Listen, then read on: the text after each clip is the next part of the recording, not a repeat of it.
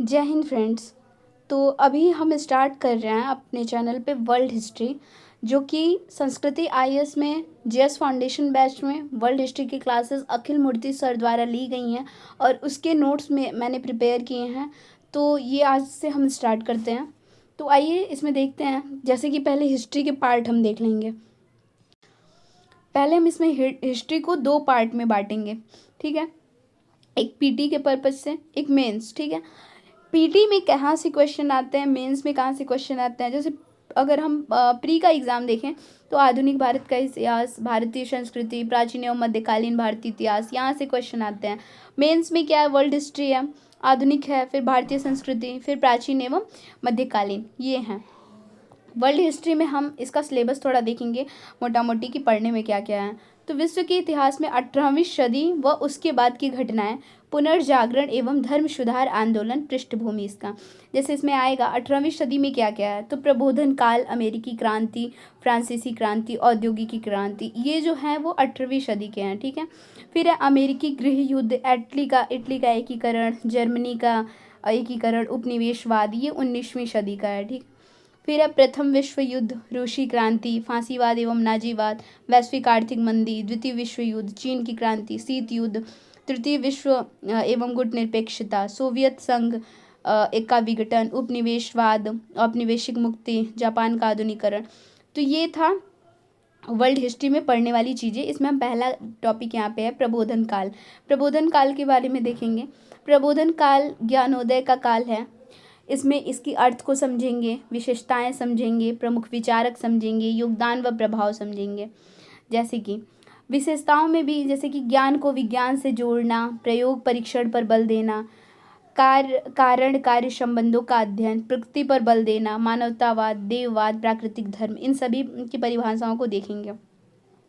जैसे था कि प्रबोधन का अर्थ क्या होता है, तो प्रबोधन जो है वो एक ज्ञानोदय के नाम से जाना जाता है। ज्ञानोदय का काल है, अर्थात एक बौद्धिकता का काल है।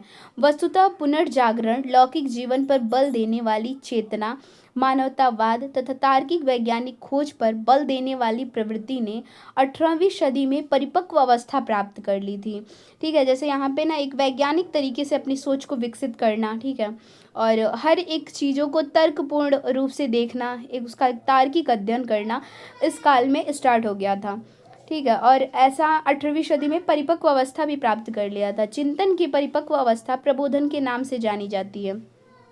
इसकी विशेषताएं हम देखेंगे। जैसे कि ज्ञान को विज्ञान से जोड़ना, क्या था कि प्रबोधन काल के चिंतकों ने, प्रबोधन काल में जो कुछ ऐसे व्यक्तित्व था जो प्रबोधन काल के बारे में विचार करते थे, ऐसे विचारक जो थे, चिंतकों ने ज्ञान को विज्ञान से जोड़ते हुए कहा कि हमारे लिए सत्य वही है जिसका प्रयोग एवं परीक्षण किया जा सके। मतलब कि हमारे शब्दों में अगर हम इसे व्यक्त करें कि हम सत्य उसी को मानेंगे जिसका हम एक प्रयोग कर सकें, जिसका हम परीक्षण कर सकें, जिसके बारे में हम प्रमाण दे सकें, ठीक है, उसको ही सत्य मानेंगे। हमारे लिए सत्य वही है जिसका कि प्रयोग एवं परीक्षण किया जा सके। दरअसल ज्ञान आस्था का विषय नहीं है, बल्कि यह तर्क एवं प्रमाण से युक्त है, ठीक है। ज्ञान जो है उसको धर्म से हम रिलेट नहीं कर सकते हैं। ये कोई आस्था का विषय नहीं है, बल्कि ज्ञान में तर्क से उसको हम तर्कपूर्ण तरीके से ज्ञान को हम अपना दिखाते हैं, प्रदर्शित करते हैं। मतलब किसी भी चीज़ को अगर कोई बोल रहा है तो उसका तर्क क्या है भाई, उसका तार्किक अध्ययन करो, उसका प्रमाण दो। तो तर्क एवं प्रमाण से युक्त है। जहाँ मध्य युग में यह कहा गया कि यह संसार जो है वो ईश्वर द्वारा निर्मित है, अतः उसे मानव द्वारा नहीं जाना जा सकता। मतलब जो मध्यकालीन युग था, मध्य युग था, उसमें ये कहा गया ना कि जो भी संसार बना है उसको ईश्वर ने बनाया है और कभी मानव उसका अध्ययन कर ही नहीं सकता, मानव उसके बारे में जान ही नहीं सकता। दूसरे शब्दों में यह है कि दुनिया मानव की समझ से दूर है। लेकिन आजकल ऐसा नहीं ना है। प्रबोधन काल में तो भाई दुनिया जो है मानव ही तो उसको समझ रहा है, ईश्वर द्वारा बनाई गई, प्रकृति द्वारा बनाई गई चीज़ों का ही तो अध्ययन मानव कर रहा है। इसलिए मध्यकाल में यह सूत्र वाक्य प्रचलित था कि जहाँ ज्ञान का प्रकाश दिखाई नहीं देता है वहाँ विश्वास की ज्योति से रास्ता दिखाई देता है। इस तरह मध्यकाल आस्था पर बल देता है। इसका तो मतलब यहाँ से एक बार फिर से स्टार्ट करते हैं कि दूसरे शब्दों में यह कहा गया कि यह दुनिया मानव की समझ से दूर है। इसलिए मध्यकाल में यह सूत्र वाक्य प्रचलित था कि प्रचलित था कि जहाँ ज्ञान का प्रकाश दिखाई नहीं देता वहाँ विश्वास की ज्योति से रास्ता दिखाई देता है। मतलब जहाँ ज्ञान का प्रकाश नहीं दिखाई देता वहाँ एक विश्वास पनप जाता है, ठीक है, और विश्वास की ज्योति से रास्ता दिखाई देता है। इस तरह मध्यकाल आस्था पर बल देता है। मध्यकाल किस पे बल देता है? तो आस्था पर बल देता है। जबकि प्रबोधनकालीन चिंतन प्रयोग एवं परीक्षण पर बल देता है। मतलब प्रबोध काल में क्या था, जो भी इसके चिंतक थे, ठीक है, उनको द्वारा ये कहा गया, चिंतकों के द्वारा, कि प्रयोग और परीक्षण पर बल दो, कि अगर कोई वस्तु या फिर किसी चीज़ का मतलब कहा जा रहा है तो उसका क्या प्रयोग हो सकता है, उसके परीक्षण भी हो सकती है कि नहीं। इस अवधारणा को स्पष्ट करता है कि जानो तब मानो, ठीक है, कि जानो तब मानो, अर्थात प्रयोग एवं परीक्षण से जो तथ्य सामने आए वही सत्य है। दूसरा टॉपिक हम देखेंगे इसमें कि कारण कार्य संबंध। दूसरी विशेषता है कि कारण कार्य संबंधों का अध्ययन। कारण कार्य संबंधों का अध्ययन, कारण कार्य संबंधों का अध्ययन प्रबोधन के चिंतन का मुख्य तत्व है। किसका? तो प्रबोधन के चिंतन का मुख्य तत्व है। वस्तुतः किसी भी घटना के लिए कोई कारण उत्तरदायी होता है। मतलब किसी भी घटना के लिए कोई कारण उत्तरदायी होता है, अतः इस कारण को जानना जरूरी है। नेक्स्ट है, तभी हम प्रकृति की विनाशक गतिविधियों से मानव की रक्षा कर सकते हैं और प्रकृति की शक्तियों को मानव के हित में उपयोग कर सकते हैं। प्रकृति की शक्तियों को मानव के हित में उपयोग कर सकते हैं। समाज में मौजूद विषमता व शासन की निरंकुशता के कारण को भी जानकर मानव की स्वतंत्रता व समानता सुनिश्चित किया जा सकता है। इन्हीं कारणों को जानने के क्रम में मॉन्टेस्क्यू ने मानव अधिकारों के लिए शक्ति के पृथक्करण सिद्धांत को उद्घाटित किया था।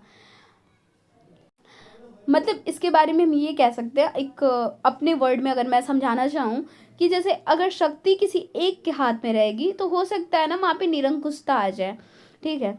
जैसे कि मान लीजिए कि अगर ये प्रजा है, ठीक है, और अगर शक्ति राजा के हाथ में सिर्फ है तो हो सकता है निरंकुशता आ जाए। लेकिन अगर इसी शक्ति को हम पृथक्करण मतलब कई हाथों में दे दें तो वहाँ पे क्या है, वहाँ पे मानव की स्वतंत्रता व समानता सुनिश्चित किया जा सकता है। और इसीलिए मॉन्टेस्क्यू द्वारा शक्ति का पृथक्करण सिद्धांत को उद्घाटित किया गया। फिर थर्ड है मानवतावाद। प्रबोधन के चिंतकों ने मानवतावाद पर बल दिया। किस पे बल दिया? मानवतावाद पर बल दिया। इसका तात्पर्य यह है कि मानव की क्षमता, उसके तर्क व विवेक को महत्व दिया गया। मानव की क्षमता, उसके तर्क व विवेक को महत्व दिया गया। यह मानवतावादी चिंतन तो पुनर्जागरण काल से प्रसारित हो रहा था। मध्य युग में यह विचार प्रचलित था कि मानव जन्म से पापी है और क्षमता से रहित है, कि मानव जो है वो जन्म से ही पापी है और क्षमता से रहित है। जबकि प्रबंधनकालीन चिंतकों का मानना है कि मानव जन्म से ही अच्छा व विवेकशील है। मतलब यहाँ पे मध्यकाल में क्या कहा गया कि मानव तो जन्म से ही पापी है, वो विचार कर ही नहीं सकता, वो विचार और क्षमता से रहित है, ठीक है। लेकिन यहाँ पे जो प्रबंधन काल आया और इसके चिंतकों द्वारा यह कहा गया कि जो मानव है, ठीक है, मानव जन्म से ही अच्छा व विवेकशील है और वह असीम क्षमताओं से युक्त है। असीम मतलब जिसकी कोई सीमा ही नहीं है, असीम क्षमताओं से युक्त है। किंतु सामाजिक विकास के क्रम में वह धर्माधिकारियों के हाथों पढ़कर वह स्वार्थी व भ्रष्ट हो गया है। मतलब जो धर्म से रिलेटेड जो अधिकारी हैं, ठीक है, धार्मिक जो गुरु हैं, उनके हाथों में पढ़कर वो स्वार्थी व भ्रष्ट हो गया है। अर्थात वो ऐसा नहीं था। मानव को स्वार्थी व भ्रष्ट आचरण से मुक्त होकर प्रत्येक मानव का सम्मान करना चाहिए। मतलब मानव के अंदर अगर ऐसी भावना है तो उससे मुक्त होइए और हर एक मानव का सम्मान करिए। फोर्थ हमारी विशेषता है प्रकृति पर बल, ठीक है, प्रकृति पर बल। अब प्रकृति पर बल देखेंगे कि प्रबोधनकालीन चिंतकों ने, मतलब जो प्रबोधन काल के चिंतक थे, उन्होंने प्रकृति पर बल देते हुए कहा कि प्रकृति स्वतंत्र व सौंदर्य से परिपूर्ण है। क्या है? तो प्रकृति जो है वो स्वतंत्र व सौंदर्य रूप से परिपूर्ण है। इस तरह मानव भी स्वतंत्र है, किंतु सामाजिक विकास के क्रम में उस पर अनेक नियंत्रण लगा दिए गए हैं। मतलब एक सामाजिक विकास के क्रम में उस पर अनेक नियंत्रण लगा दिए गए हैं, वह पराधीन हो गया है। अतः मानव की स्वतंत्रता के लिए यह जरूरी है कि वह प्रकृति की ओर लौटे, मतलब प्रकृति को देखे, प्रकृति को जाने, प्रकृति को समझे और प्रकृति की ओर लौटे, तभी तो वो खुद को, जैसे एक प्रकृति, जैसे प्रकृति स्वतंत्र है, सौंदर्य से परिपूर्ण है, वैसे मानव भी खुद को स्वतंत्र कराए, स्वतंत्र रखे और दूसरे मानव को भी स्वतंत्र समझे। जहाँ धर्म धन जाति जैसा कोई बंधन ना हो, जहाँ धर्म और धन जाति जैसा कोई बंधन ना हो। देववाद या प्राकृतिक धर्म। अब हम देखेंगे नेक्स्ट विशेषता कि देववाद व प्राकृतिक धर्म। प्रबोधन के चिंतकों ने देववाद, प्राकृतिक धर्म, मतलब देववाद, ठीक है, या फिर प्राकृतिक धर्म पर बल दिया, जिसका तात्पर्य यह था कि मानव कर्मकांड से मुक्त होकर आचरण करे। मानव प्राकृतिक धर्म तो माना, लेकिन प्राकृतिक धर्म, ठीक है, मानव कर्मकांड से मुक्त होकर आचरण करे। प्रबोधन के चिंतकों ने कहा कि यदि किसी परम सत्ता ने इस संसार का निर्माण किया है तो उसके द्वारा निर्मित सभी जीवों के प्रति सहृदयता का व्यवहार करना चाहिए। अगर आप ईश्वर को मानते हैं, ठीक है, इसका कहने का अर्थ ये है हमारी भाषा में कि अगर आप ईश्वर को मानते हैं तो ईश्वर के द्वारा बनाई गई हर चीज़ों को आप हर चीज़ों के प्रति अपना व्यवहार, एक सहृदयता का व्यवहार रखेंगे। ईश्वर को मानते हैं तो ईश्वर के द्वारा ही तो बनाई गई चीज़ें हैं प्रकृति। नेक्स्ट था कि चिंतकों ने स्पष्ट किया कि चाहे किसी परम सत्ता ने इस सृष्टि का निर्माण किया हो, किंतु अब इस सृष्टि को चलाने का पूर्ण उत्तरदायित्व मानव के पास है। भले ईश्वर ने तो निर्माण कर दिया, लेकिन अगर इस सृष्टि को चलाना है तो उसका जो उत्तरदायित्व है वो किसके अंदर है? वो मानव के पास है। इस तरह चिंतकों ने इस जगत के पर्यावरण, जीव जंतु, वन संसाधन, खनिज संसाधन आदि के संरक्षण के लिए मानव को उत्तरदायित्व ठहराया कि ये जो भी जीव जंतु हैं, प्रकृति द्वारा खनिज संसाधन मिले हैं, जो भी ये नदी तालाब झरने जो चीज़ें हैं, उसके लिए उसका संरक्षण, उसका एक लिमिट में उपयोग करना ताकि वो ख़त्म भी ना हो, ठीक है, उसको हानि ना हो। तो ये इसका सारा उत्तरदायित्व मानव के पास ही आता है। अब इसका निष्कर्ष यह निकलता है कि इस प्रकार प्रबोधन के चिंतकों ने क्या किया? ज्ञान को विज्ञान से जोड़ने, प्रयोग परीक्षण पर बल देने और कारणों का पड़ताल करने के माध्यम से अनेक वैज्ञानिक सिद्धांत व यंत्रों की खोज को संभव बनाया। इससे मशीनीकरण को बढ़ावा मिला। क्या मिला? इससे मशीनीकरण को, जब वैज्ञानिक रूप से, जैसे कोई भी कार्य, जैसे खेती है, खेत में हल जोतना पहले किसान करता था, बट अब एक से एक मशीनें आ गई हैं, तो वैज्ञानिक खोज के द्वारा ही ना वो मशीनों का निर्माण हुआ है। तो इससे क्या हुआ कि मशीनीकरण को बढ़ावा मिला, मानव के भौतिक जीवन में वृद्धि हुई, अतः सुख सुविधाओं में वृद्धि हुई। दूसरी तरफ प्रबंधों के चिंतकों ने मानवतावाद एवं प्रकृति पर बल दिया।